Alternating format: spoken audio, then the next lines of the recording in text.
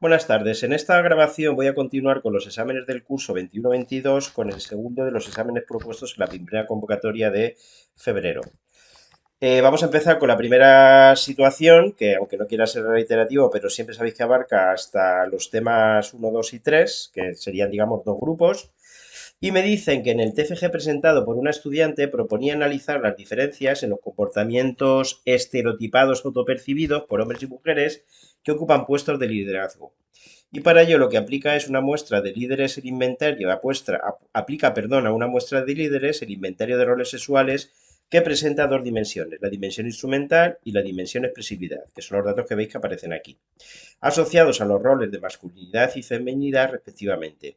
Y paralelamente, además, dispone también de las medias y desviaciones típicas, en concreto en la última columna, desviaciones típicas insesgadas que se presentan entre paréntesis, es decir, lo que está en paréntesis es la desviación típica insesgada, obtenida en la escala de sensibilidad ante las necesidades de los empleados. Bueno, tenemos dos grupos de la población, hombres y mujeres, dos muestras iguales de tamaño 30, y lo que aparece dentro de las dimensiones, lo que aparece en los porcentajes, me lo pone ahí, es el porcentaje dentro de cada uno de los grupos que tienen puntuaciones altas. Por ejemplo, este 60% recoge dentro del grupo de las mujeres el porcentaje de las que presentan altas puntuaciones en expresividad. Por ejemplo, este 41% representa dentro de los 30 hombres, de la muestra de los hombres, aquellos que tienen puntuaciones altas en la dimensión instrumental. No confundir con la última columna en la que estamos midiendo otra variable, la escala de sensibilidad ante las necesidades de los empleados, cuyas medias y desviaciones típicas son las que aquí aparecen. Fijaros que al menos aparentemente puntúan, parece ser mayor sensibilidad a las mujeres que los hombres, sin embargo la variabilidad en el caso de los hombres es mayor que las mujeres. Ahora veremos si eso que aparentemente vemos es significativo o no. Bueno, el resumen es, por lo que hemos dicho, es un diseño en el que tenemos dos grupos diferenciados de la población, de los cuales hemos extraído dos muestras de tamaño 30, y en dichas muestras hemos analizado el porcentaje dentro de cada uno de los grupos que tienen puntuaciones altas en la dimensión instrumental y en la dimensión de expresividad. Y nos dan, dentro de la escala de sensibilidad ante las necesidades de los empleados, dentro también del grupo de hombres y mujeres, la media y la desviación típica de dicha variable. Bueno, la primera pregunta es una pregunta teórica. Me dicen que si en una investigación se utilizan muestras pequeñas, como por ejemplo ocurre en este caso, 30 y 30, ¿qué condición deben cumplir los datos registrados en la variable dependiente para poder calcular el intervalo de confianza de la media poblacional? Es decir, dentro de la escala de sensibilidad, ¿qué tiene que cumplir esa variable para que tenga sentido poder calcular intervalos de confianza? Es una pregunta teórica y la condición es que o bien las muestras sean grandes, cosa que no ocurre en este caso, o bien que sigan una distribución normal. Pregunta teórica, respuesta correcta, apartado A. Segunda pregunta, pues me piden el intervalo de confianza de la media poblacional en la escala de sensibilidad, cuidado, de los hombres. Es decir, me tendría que fijar en este 5.1 valor medio y este 1.4 cuasi desviación típica. El intervalo de confianza es al 95%, pues yo lo primero que voy a hacer es calcular un intervalo de confianza correspondiente a la variable que tengo que utilizar, que en este caso, que como veis, como quiera que la varianza poblacional es desconocida, es una t-de-student con n-1 grados de libertad, una t-de-student con 29 grados de libertad. En esa t-de-student con 29 grados de libertad calculo el intervalo de confianza correspondiente a la probabilidad que me piden, que es 0.95. Podéis ver, mirando el extremo de la derecha, hasta el cual se acumula una probabilidad de 0.975, que este valor es el 2.045. Por simetría, el otro extremo sería menos 2.045.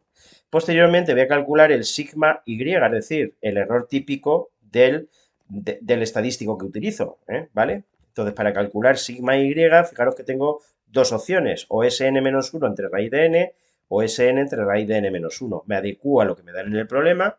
Recordar que me daban 1.4, lo pone la cuasi desviación típica, en este caso pone desviación típica insegada, que es decir lo mismo, es decir, me dan Sn-1. Conclusión, para calcular sigma y me queda 1.4 entre la raíz de 30 y eso da como resultado 0.256. Sin más, calculo el error máximo multiplicando el valor de la t de student que antes calculé, el 2.045 por el error, por el sigma y, que era 0.256 y eso da 0.5235. Y ya para calcular el intervalo de confianza, al valor que está en el medio, que es la media, le sumo y le resto la amplitud o anchura de dicho intervalo, que es el error máximo.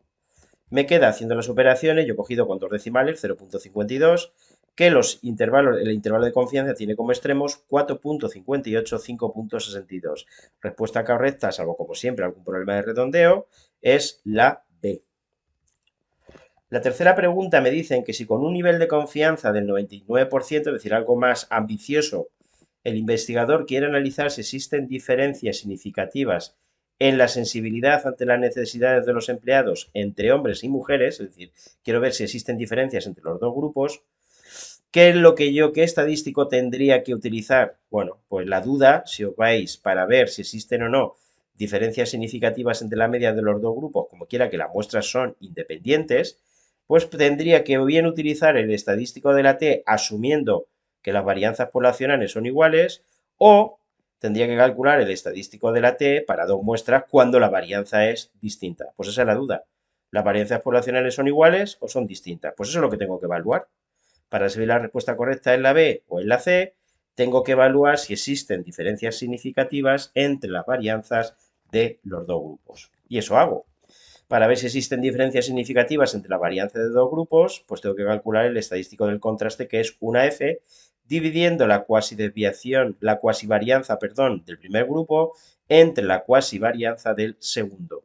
Si hago las operaciones me queda 1,4 elevado al cuadrado, fijaros que la cuasivarianza del primer grupo es 1,4, entre 0,95 elevado al cuadrado. Eso da como resultado 2,17 y los grados de libertad serían 29 y 29 respectivamente, ¿vale? N1 menos 1, 29, N2 menos 1 también 29. ¿Qué tendría que hacer ahora? Pues calcular los valores críticos correspondientes al nivel de confianza. Tener en cuenta que este es el contraste que yo tendría que hacer para ver si existen o no diferencias entre las varianzas de los dos grupos. Siempre el distinto lo lleva a la hipótesis alternativa, porque siempre en la hipótesis alternativa no puede haber nunca un igual. Muy bien. ¿Qué es lo que yo tengo que hacer entonces? Pues lo que yo tengo que hacer entonces es calcular los valores críticos. Para calcular el valor crítico de la izquierda, pues tendría que mirar en una F de Snedeker-Fisher con 30 grados de libertad, cuál es el valor hasta el cual se acumula una probabilidad de 0,995. Fijaros que cojo el F30-30, que es el que más se acerca al F29-29 que debería utilizar. El valor correspondiente es 2,628 y en este caso, para calcular el de la izquierda, si fuese simétrica, cogería el opuesto, pero la F no es simétrica. ¿Qué tengo que utilizar? Pues la propiedad recíproca de la F. Y es que para calcular justamente el valor de la izquierda, en vez de coger el simétrico, perdón, en vez de coger el opuesto, cojo el inverso. Es decir, este valor, el valor crítico de la izquierda, lo hago haciendo 1 entre 2,628. Si divido 1 entre 2,628 me da este 0,381. Una vez que ya tengo los dos valores críticos, tengo la zona de aceptación de la hipótesis nula, es decir, las varianzas son iguales, y dos zonas de rechazo de la hipótesis nula, es decir, dependiendo de dónde caiga el estadístico del contraste, decidiré una cosa o la otra. Fijaros que la F 2,17 que calculé previamente cae en la zona de aceptación de la hipótesis nula, por lo tanto las varianzas poblacionales son iguales, por lo que la respuesta correcta es la B. Tengo que utilizar el estadístico basado en la T de Student para dos grupos en las que tienen la misma varianza. Vale. En el punto 4 me piden con un nivel de confianza del 99%, el investigador quiere analizar si existen diferencias significativas entre hombres y mujeres líderes en su puntuación en la escala de sensibilidad. Me piden que calcule definitivamente cuál es el estadístico del contraste en valor absoluto. Vale. Está claro, una vez que hice la pregunta anterior, que tengo que utilizar el estadístico basado en la T de Student, asumiendo varianzas poblacionales iguales, que acabo de ver que es lo que ocurre en este supuesto, y para calcular el estadístico del contraste tengo que utilizar esta fórmula que la primera vez que uno la ve casi se asusta, pero que después de aplicarla dos o tres veces, pues tengo aquí todos los datos. Arriba tengo que poner las diferencias entre las dos medias, 5,1 menos 5,98. Abajo la raíz cuadrada de n1 menos 1, que sería 29, por la cuasivarianza del primer grupo, 1,4 elevado al cuadrado, más, etcétera, etcétera. ¿Vale? Si sustituyendo, y si hacéis la cuenta me sale menos 2,85. Tened cuidado que me preguntan cuánto vale aproximadamente el estadístico del contraste en valor absoluto. Si el valor que he obtenido es menos 2,85, pues en valor absoluto sería 2,85, por lo que la respuesta correcta sería la C.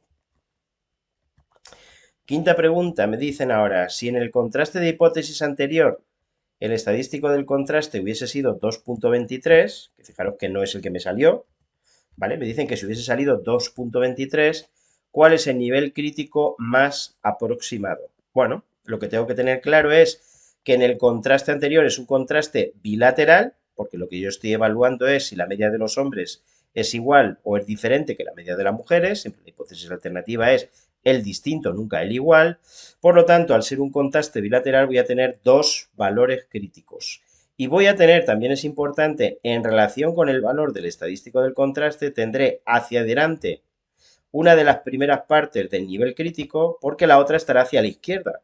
Igual que el nivel de significación alfa está repartido en dos partes, lo mismo ocurre con el nivel crítico. Tened cuidado con eso, ¿eh? Eso siempre ocurre cuando el contraste es bilateral. Por consiguiente, me voy a una ET de Student con 58 grados de libertad, ¿vale? Y tendría que buscar bueno, los grados de libertad, fijaros que es n sub 1 más n sub 2 menos 2, 30 y 30, 60 menos 2, 58, ¿no? Si me voy a esa T de Student y busco el valor 2,23, veo, el 2,23 no aparece, pero sí aparece el 2, que es un pelín más pequeño. La probabilidad que queda por encima del 2 podéis comprobar que es 0,025, porque la que se acumula hasta el 2 es 0,975. Por lo tanto, si P sub 2, como está aquí escrito, es menor, veis que es más pequeña, que 0,025, la P, que la calcularía multiplicando esta por 2, 2P sub 2 será menor que 2 veces 0,025, es de cajón. Por lo tanto, la P sería menor que 0,05. Conclusión, pues que la respuesta correcta es la C. Tened cuidado que cuando el contraste es bilateral, el nivel crítico está también repartido en dos partes. Siempre tengo que multiplicar por 2 después de mirar en la tabla de la distribución correspondiente. En este caso, una T de Student con 58 grados de libertad. Pregunta 6. El tamaño del efecto del contraste de diferencia entre la sensibilidad de hombres y mujeres es, bueno, fijaros que la fórmula para calcular el estadístico del contraste de la diferencia de medias, asumiendo varianzas poblacionales iguales, y el tamaño del efecto se parecen bastante. Lo único es que el tamaño del efecto siempre es positivo, por eso arriba lleva un valor absoluto, y sobra o no se pone este factor. Repitiendo las mismas operaciones que antes hice, el valor a mí me queda 0,736, por lo que la respuesta que más se adecua, o que más se aproxima, o que más se acerca, sería la B. Séptima, suponga que en el análisis del tamaño del efecto para el contraste de la diferencia entre hombres y mujeres, respecto de la variable que estamos utilizando, sensibilidad ante la necesidad de los empleados, hubiese sido 0,25, como observación, fijaros que no es lo que me sale, ¿vale? A mí me sale un tamaño del efecto bastante mayor, 0,736. Pues en el problema me dicen que imaginaros que hubiese salido 0,25, ¿cuál habría sido la interpretación? Yo creo que es fácil, ¿eh? Siempre cuando te dan el tamaño del efecto me tengo que ir a una distribución normal 0,1, buscar este valor en la distribución normal y de esa manera tengo la probabilidad correspondiente que sería 0,5987. Probabilidad que es fácilmente trasladable o expresable en términos de porcentaje, 59,87%. Y lo único que tengo que hacer es aquí mirar abajo y ver cuál es el grupo que tiene peores resultados en relación con la escala. Pues eso lo veo aquí. Claro que el grupo que tiene peores resultados necesariamente no tiene por qué ser el primero. En este caso sí es así. Los hombres tienen una puntuación de 5,1, las mujeres de 5,98, ¿vale? Pues el tamaño del efecto marca la distancia entre las dos medias. Y justamente en relación a esas dos medias es al cual yo puedo expresar esa diferencia. Me explico. Desde la perspectiva de las mujeres, que digamos que veis que tienen mejores puntuaciones, el 59,87% de las mujeres tienen mejores resultados que la media de los hombres. Siempre tengo que referir a la media de los hombres. Desde la perspectiva de los hombres, ¿qué diré? Pues desde la perspectiva de los hombres que la mayoría, 0,5987%, tienen peores resultados que la media de las mujeres. La respuesta correcta en este caso sería el C. El 59,87% de las mujeres presentan un nivel de sensibilidad superior a la media, importante eso, de los hombres. Respuesta correcta, la C. 8. El investigador quiere comprobar que en la dimensión de expresividad, ten cuidado que ahora me estoy fijando en esta, en la expresividad, la proporción de mujeres es 15 puntos porcentuales superior a la de los hombres. ¿Cuál sería el estadístico del contraste? Pues hombre, la ventaja es que me lo dan. Me dicen que el estadístico del contraste que se ha obtenido es 2,77. Y luego que me preguntan es que cuál sería la probabilidad de obtener una diferencia como la observada en la muestra o aún más extrema. Bueno, vamos a tener claro sobre qué va el problema. Lo que yo tengo que plantear como hipótesis alternativa es que la proporción de las mujeres menos la de los hombres es al menos de 15 puntos, es decir, mayor de 0,15. Con lo cual, este sería el contraste que yo estaría llevando a cabo. Fijaros que es un contraste que apunta hacia la derecha, es un contraste unilateral derecho. Tendría yo la probabilidad correspondiente, que es una Z, como podéis ver en el formulario, para comparar dos proporciones, que es lo que estoy haciendo. Aquí donde pone D mayúscula sería 0,15, pero me dan todo hecho, no tengo que hacer ninguna operación. Y el valor del estadístico, fijaros que es 2,77. ¿Qué es lo que me piden? Pues la probabilidad de obtener un valor como el obtenido o más extremo. Es algo que se repite bastante, es una pregunta bastante reiterada. Siempre que me dicen cuál es la probabilidad de obtener un valor, en este caso la diferencia, porque el valor que obtengo es la diferencia, como la obtenida o más extremo, pues justamente lo que me están pidiendo es el nivel crítico, la P. Eso es lo que me están pidiendo. Para calcular el valor de la P correspondiente, fijaros que ahora, al ser unilateral, no hace falta multiplicar por 2. Miro en la tabla de la normal 0,1 el valor 2,77, la probabilidad correspondiente a ese valor es 0,0028 y ya respondo. ¿Por qué no la B? Porque evidentemente el valor de la P no es mayor que 0,05. ¿Por qué no es la C? Porque tampoco es mayor que 0,005. ¿Por qué es la P? Porque evidentemente la A, perdón, porque es menor que 0,005. Siempre que me hablen de la probabilidad de obtener un valor como el obtenido o más extremo en el estadístico del contraste, en este caso la diferencia, tengo que calcular el nivel crítico. Novena pregunta, ¿cuál de los siguientes conceptos depende del tamaño de la muestra? Bueno, es una pregunta teórica. Depende del tamaño de la muestra la potencia del contraste. De hecho, hay unas tablas de potencia en las que, como uno de los ingredientes, como uno de los alimentos para poder utilizar esas tablas es el tamaño de la muestra. Bueno, es una pregunta teórica. Yo si tuviese que dejarme alguna, ya sabéis lo que os digo de los exámenes tipo test, pues posiblemente esta es de las que me dejaría para el final, dependiendo del riesgo que uno esté dispuesto a asumir. Pero vamos, la respuesta correcta es la B.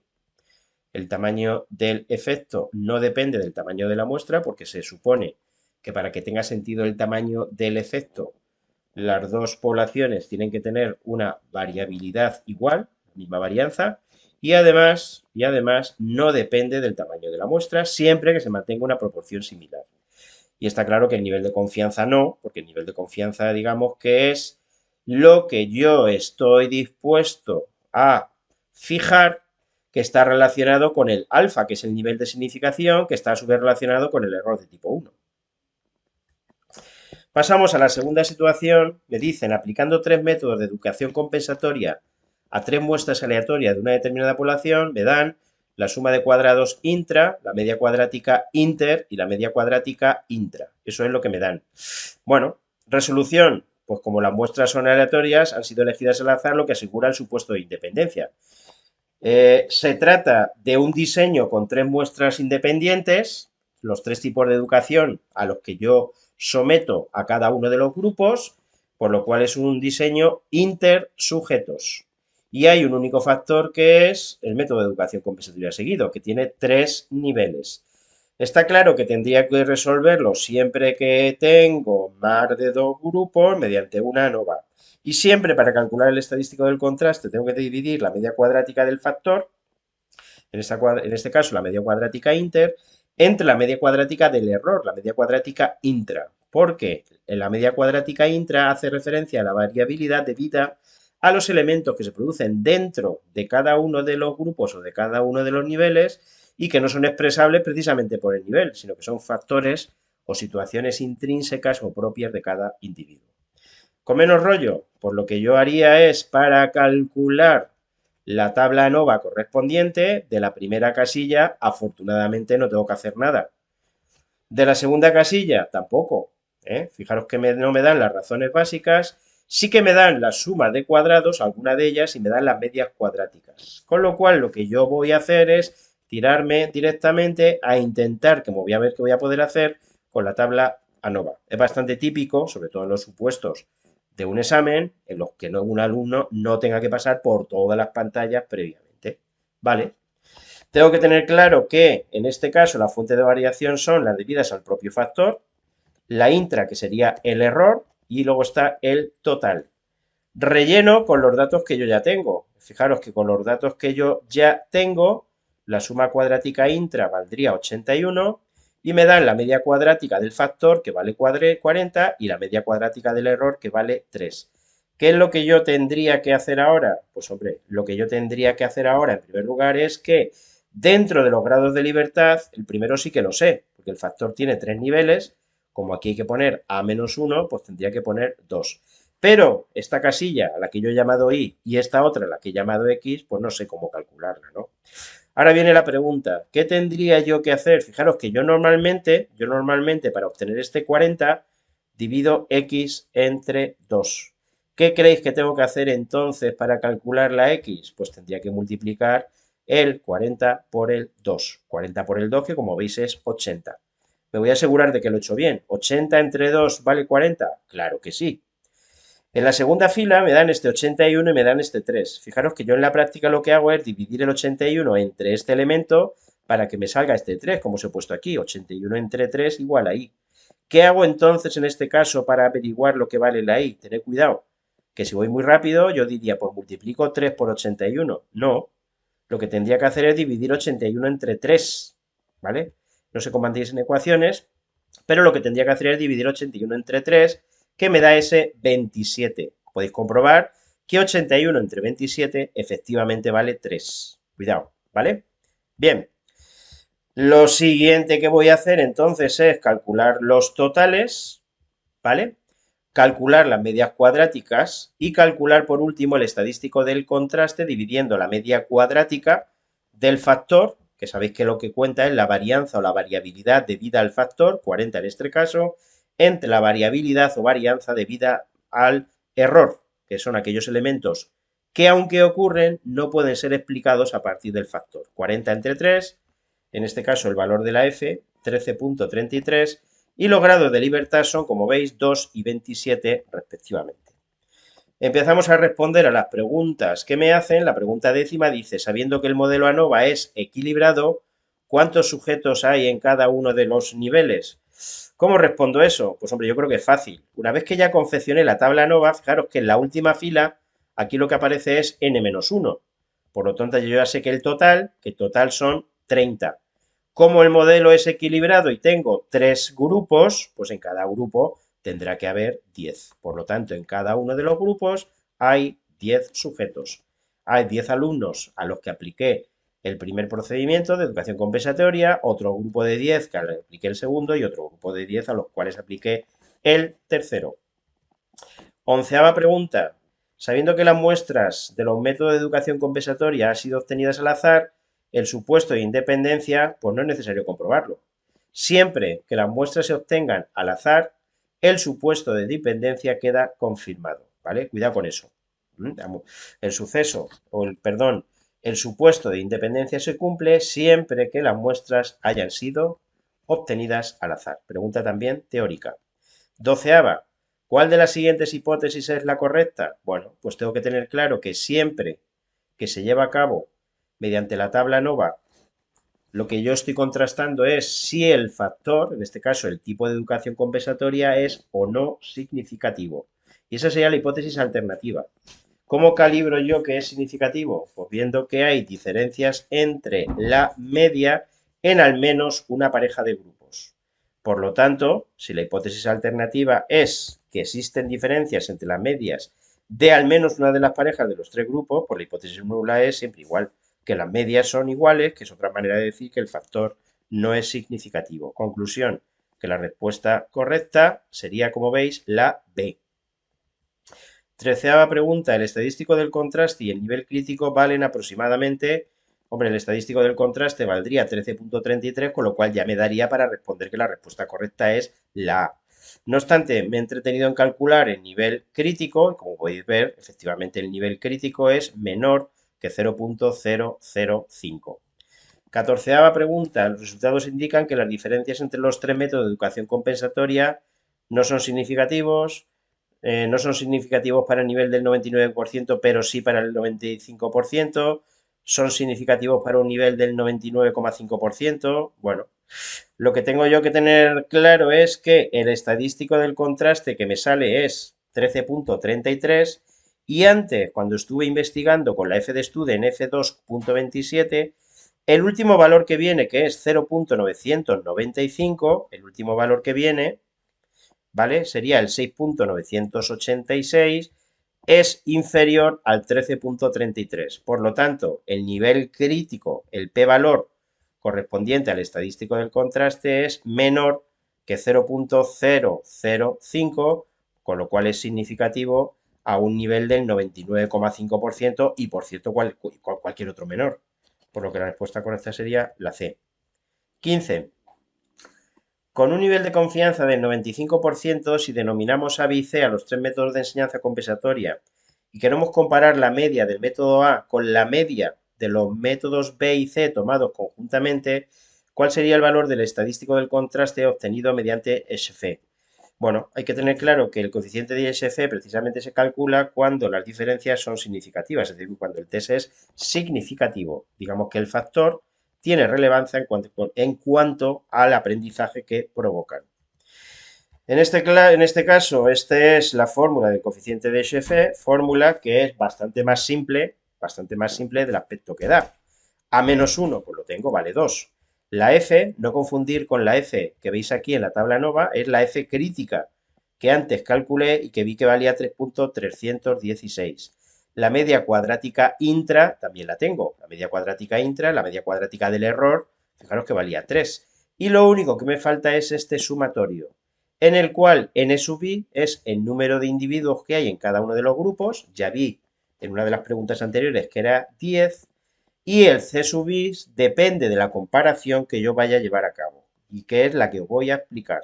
Por ejemplo, si yo fuese a comparar si la media del primer grupo es igual a la media del segundo, sabéis que cuando se hace una comparación de media me llevo toda a la izquierda.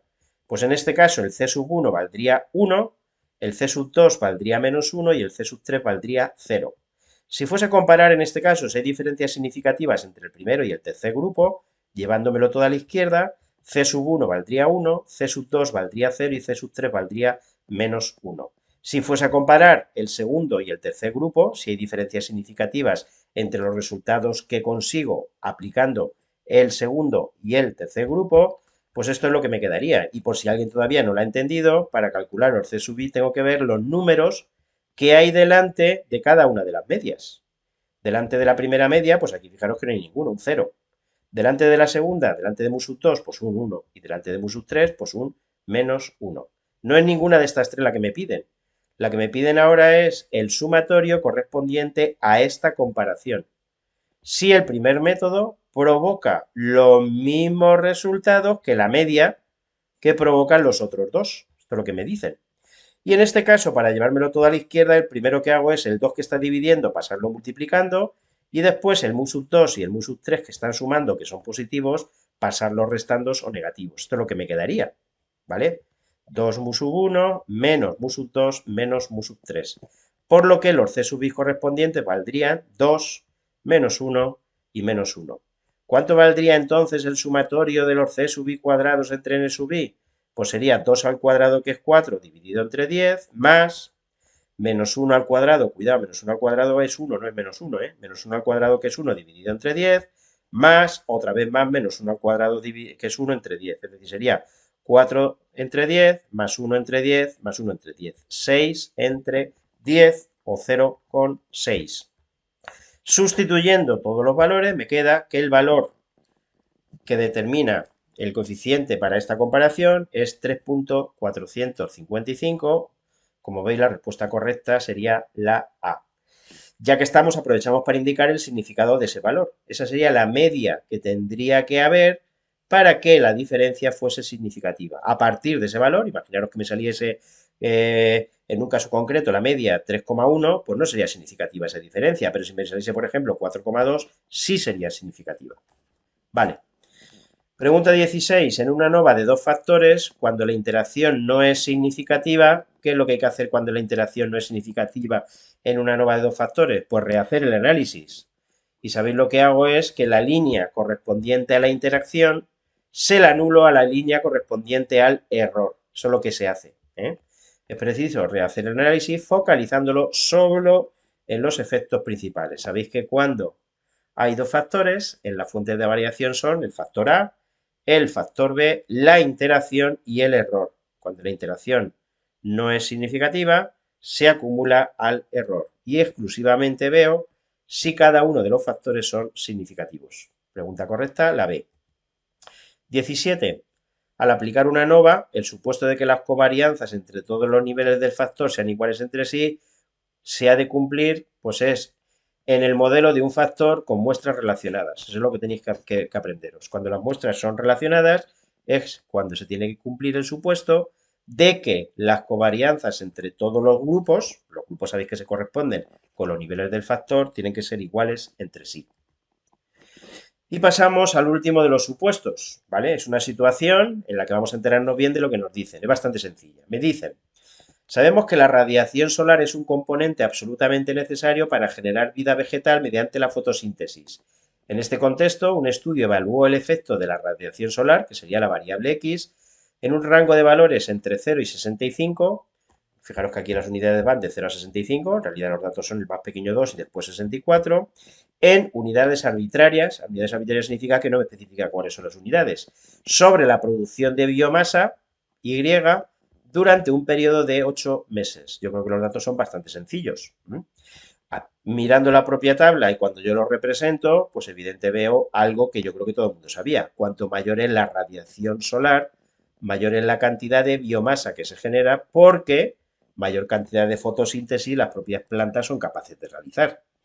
Bien, me dan, aparte de los datos correspondientes al estudio, su representación gráfica, me dan algunos valores. Hombre, antes de continuar, fijaros que la correlación que hay entre las dos variables es directa. Cuanto mayor es la primera variable, también es mayor la segunda, y es bastante lineal. El que sea bastante lineal significa que, aunque no me diesen el coeficiente de correlación entre las dos variables, yo sé que va a ser un valor que va a estar bastante próximo a 1. De hecho, vale, fijaros, 0,99. Vale. Siempre en un problema de correlación o de regresión lineal, tema 8, lo que yo necesito es para cada una de las dos variables su media y su desviación típica, ¿vale? Correlación lineal, necesito la desviación típica, no la cuasi desviación típica. Bueno, para calcular la media, pues yo creo que está claro. Para la media de la X, la suma de todos los valores, dividido entre tantos valores hay que son 8.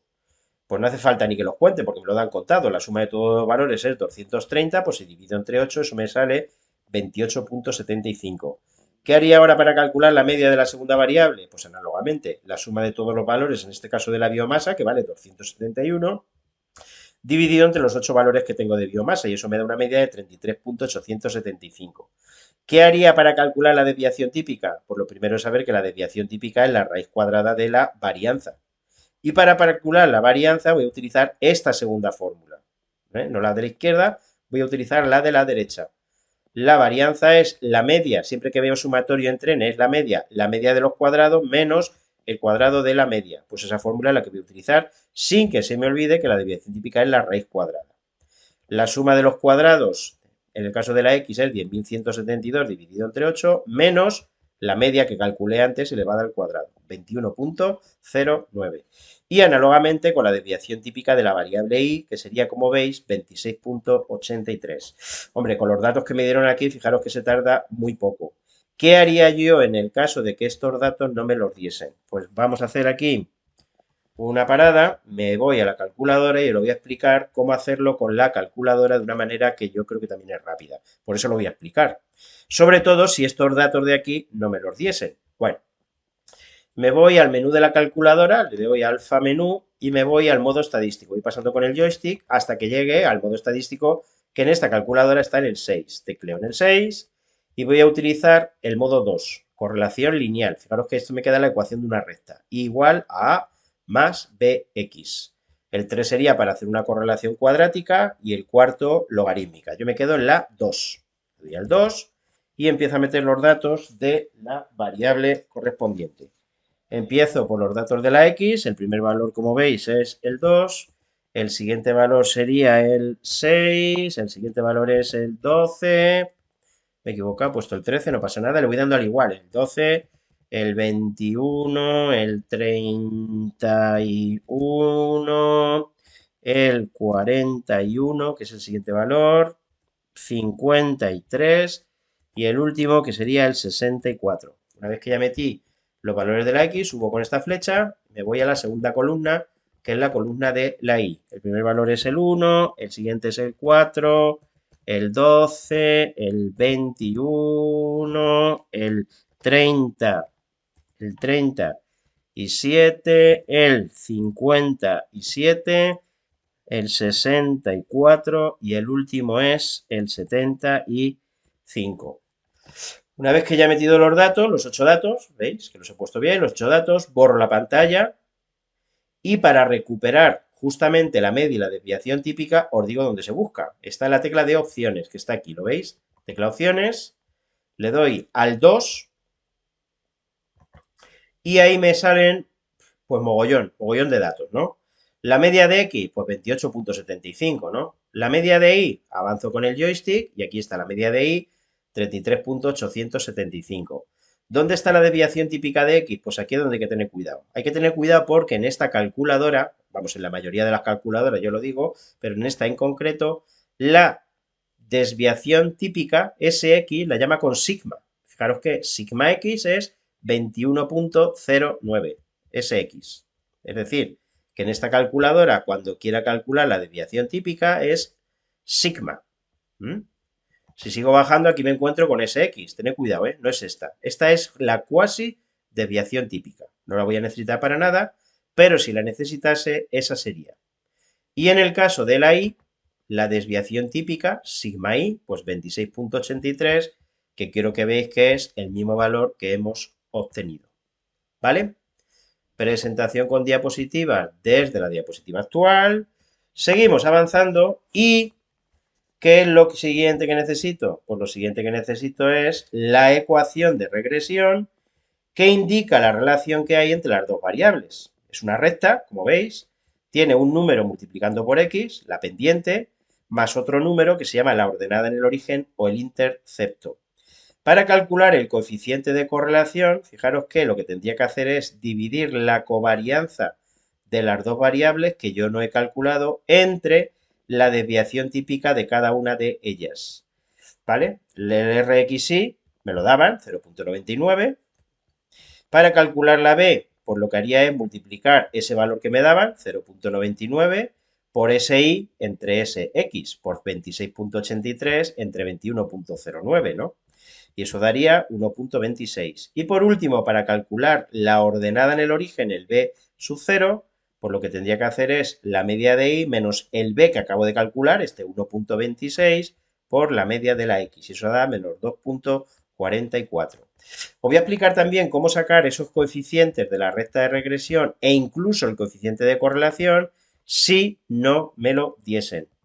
Vale, suspendemos igual que antes, me voy a la calculadora, borro la pantalla y con los mismos datos introducidos le doy a opciones y donde pone aquí 3 cálculos de la regresión, tengo pues justamente todos esos coeficientes que acabo de calcular en esta pantalla. La R, 0,99, fijaros que me lo daban al principio. La A, lo confundí con la pendiente, fijaros que la pendiente es el número que va delante de la X, con lo cual la B, lo que va delante de la X, valdría 1,26, 1,26 es el mismo valor. Y por último la A, lo que nosotros llamamos B sub 0, que es menos 2,44, con dos decimales, lo veis que después viene un 7, menos 2,44. Pues quiero que veáis que es una manera rápida, utilizando la calculadora, de obtener esos coeficientes. Bueno, antes de seguir, la interpretación que lo que representa lo que acabo de obtener. Este 0,99 ya lo dijimos antes.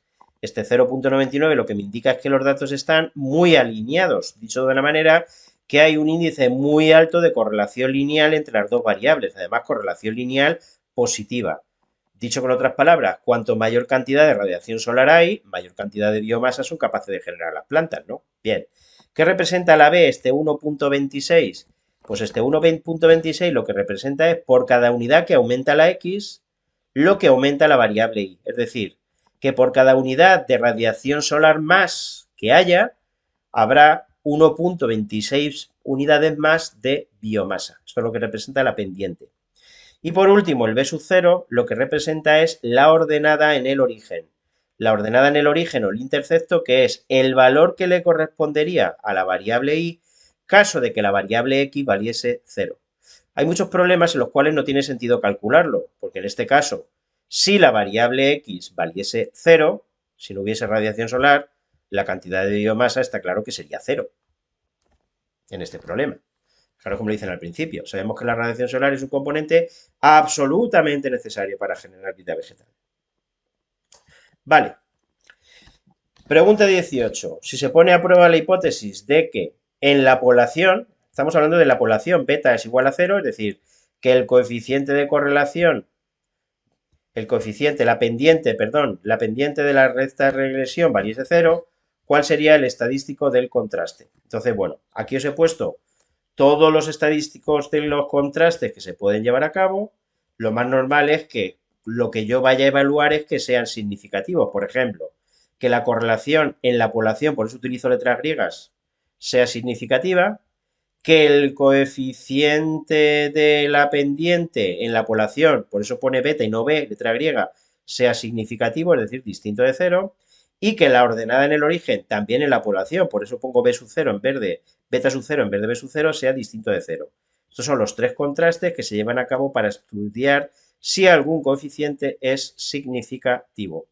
Por lo que me preguntan es que si voy a poner a prueba si es significativa la pendiente, pues este es el que tendré que utilizar. ¿Vale? Tengo que tener claro que beta se corresponde con la B, letra griega. Si fuese rho, se corresponde con la R. Letras griegas, sabéis que se corresponden con letras latinas. Tengo que calcular el estadístico del contraste siguiendo la fórmula que ahí aparece y eso me da como resultado 17,20. Redondeando, pues la respuesta correcta sería la A. Pregunta 19. El intervalo de confianza de la pendiente, en este caso es de la B, de I sobre X, con un nivel de confianza del 99% o un nivel de significación alfa igual a 0,01, ¿cuánto vale? Bueno, pues esto es lo que tengo que determinar. Tengo que tener claro que siempre que vaya a construir un intervalo de confianza, yo empiezo calculándolo por la distribución correspondiente, que es una t de student, como veis, con n-2 grados de libertad. En este caso, una t de student con 6 grados de libertad. No olvidéis que tenía 8 observaciones. El nivel de exigencia o nivel de confianza es 0,99. Si miráis en esa t de student con esos grados de libertad, veréis que el valor de la derecha, que es el que yo siempre calculo y que en el caso de la t de student es el único que puedo calcular, porque los valores negativos no aparecen, vale 3,707. Lo siguiente que calcularía es el sigma b. El sigma b, mirando aquí, fijaros, esta sería la fórmula o manera de calcularlo. Sustituyendo, todos los valores los tengo, me daría como resultado 0,07. Por lo que el error máximo lo obtendría multiplicando este 3,707 por este 0,07. Y eso da como resultado 0,26. Ya tengo todos los ingredientes para construir el intervalo de confianza a partir de la B que antes calculamos, 1,26, el valor de la pendiente, que antes calculamos, sumo y resto respectivamente el error máximo. Y eso da como extremos 1 y 1,52, con lo que la respuesta correcta es la C. Pregunta 20. ¿Existe discrepancia entre los resultados de la prueba inferencial y los resultados del intervalo de confianza? Bueno, pues vamos a ver que no. Fijaros que yo cuando hice la prueba inferencial, el valor del estadístico del contraste valía 17,20. Fijaros que 17,20, bueno, se me saldría de la pantalla. Cae evidentemente en la zona de rechazo de la hipótesis nula. Es decir, que con la prueba inferencial hay evidencias para rechazar la hipótesis nula, quedarme con la alternativa, con lo cual yo podría asegurar que beta es distinto de 0. Eso tendría con el test, es decir, que el test es significativo. Y con el intervalo de confianza, pues fijaros que llegaría a la misma conclusión. Porque yo lo que he visto es que si con un nivel de confianza del 99%, beta, la pendiente en la población, no en la muestra, está entre esos valores, con un nivel de confianza del 99%, yo puedo asegurar que beta no vale cero. ¿Por qué no vale cero? Pues hombre, porque si está entre 1 y 1,52 es imposible que valga un valor que está fuera de este intervalo. Por lo que yo he obtenido resultados que son coherentes. Pregunta, ¿esto siempre es así? Pues está claro que sí, ¿vale? Con lo cual la respuesta correcta sería la A, utilizando ambos criterios, bien el contraste de hipótesis o bien el intervalo de confianza, llego a la misma conclusión. Es imposible que la pendiente sea cero. 21. ¿Es necesario poner la prueba a la hipótesis? Pues ya lo dijimos al principio. Es decir, no es necesario ponerla a prueba. Aunque yo el valor que obtuve en mi muestra de B sub 0 es que vale menos 2,44, yo puedo asegurar que en la población beta sub 0 va a valer 0. Porque, lo vuelvo a repetir, beta sub 0 en la población representará la cantidad de biomasa que una planta es capaz de generar cuando el valor de la X es 0. Y hombre, cuando el valor de la X es cero, si no hay ninguna radiación solar, la respuesta es que la planta no va a provocar ninguna cantidad de biomasa. Con lo cual, en este caso, yo puedo asegurar que en la población beta sub 0 va a valer 0. No hace falta realizar ningún contraste. 22. Para mejorar la predicción de la cantidad de biomasa, ¿qué se podría hacer? Bueno, pues esto es algo generalizado que justamente es lo que abre la puerta para hacer una regresión de más de una variable, de dos variables, que es lo que vamos estudiando nosotros en este nivel, ¿no? Para mejorar las predicciones que se consiguen mediante la recta de regresión, pues lo que se hace es introducir en el modelo una nueva variable que explique parte de la variabilidad que con una queda sin explicar. Con lo cual la solución sería C, introducir una segunda variable predictiva, como, incluso me dan ahí alguna línea, podría ser la concentración de nitrógeno de la Tierra o algún índice pluviométrico, que evidentemente los biólogos saben que también influye en la cantidad de biomasa que son capaces de generar las plantas. 23. Utilizando los resultados obtenidos, el investigador afirma que esta relación se mantiene con los mismos valores de pendiente para valores de relación social superiores a 200. Hay que tener cuidado, ¿eh? Hay que tener cuidado porque los valores que yo obtengo, las conclusiones que yo obtengo mediante el análisis de regresión solamente son aplicables dentro del rango de variación de los datos. Fijaros que si el rango de variación de los datos me dijeron al principio que eran de 0 hasta 65, yo no puedo extrapolar, que es la palabra que se utiliza, esos datos. Por ejemplo, 200 está bastante alejado de 64. ¿Qué ocurriría entonces si tengo 200 horas de radiación solar? Pues no lo sé. Igual la planta se achicharraría, no lo sé, no tengo ni idea. Yo lo único que puedo hacer es, por ejemplo, si me preguntasen qué ocurriría si la radiación solar fuese, por ejemplo, de 28 unidades. Claro que no aparece, pero sí está dentro del rango. O si la radiación solar fuese de 46 unidades. Pero si me preguntan qué ocurriría si la radiación solar fuese de 200 unidades, la respuesta es no tengo ni idea. Previsiblemente bueno, yo no soy biólogo, soy matemático, pero yo diría que la planta es achicharra. Pero lo suyo sería callarse. Es decir, no puedo afirmar que las conclusiones obtenidas se mantengan o sean válidas para ese nivel. No se puede extrapolar los resultados.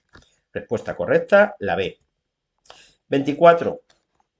Pregunta teórica también. En un análisis de datos con dos variables se ha puesto a prueba el modelo de regresión, este que aparece aquí, siendo x sub i menos x barra, xi. En este caso, la variable independiente ha sido transformada ¿para qué? ¿Para qué se transforma? Bueno, pues las puntuaciones diferenciales, en más del curso anterior que de este, se ponen para que la media de la variable sea 0. ¿Vale? Eso es por lo cual se trabajan con puntuaciones diferenciales.